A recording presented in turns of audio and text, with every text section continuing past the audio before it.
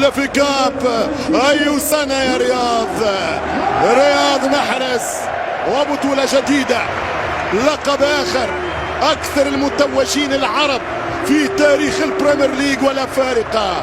أمير الصحراء رياض محرز من أول لقب 2016 مع ليستر سيتي، تقدم كتابة أخرى للتاريخ، عنوانا آخر يدون في الأرشيف، ذكرى أخرى من ذكريات عشاق السيتي.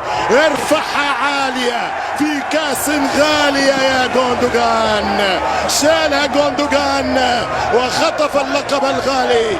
البريمير ليج زرقاء بلون السماء وبلون أرض السيتيزنز.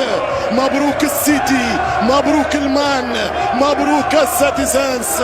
البريمير ليج تتلون بأزرق السماء، تصبغ بعناوين هالاند وتضرب بأفكار بيب جوارديولا.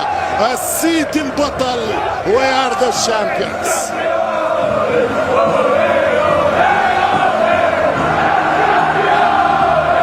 أجواء كبيرة في استاد الاتحاد، أجواء كبيرة في استاد الاتحاد.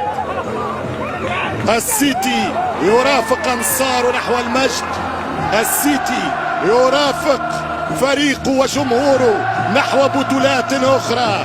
يكون اللاعب مبدع، يخرج أفضل ما لديه لكي يثبت أنه هو الأفضل ويكون متواجد في التشكيلة. التنافس واضح بينه وبين برناردو سيلفا، واضح جدا، تنافس كبير، من هو يلعب، من هو يكون يحوز على ثقة جوارديولا. في المقابل كعناصر هي ممتازة بالنسبة للمدرب. رياض ساهم في فوز السيتي بالدوري، الآن يساهم في إنتاج لقطات أكيد الفوز بالدوري الإنجليزي.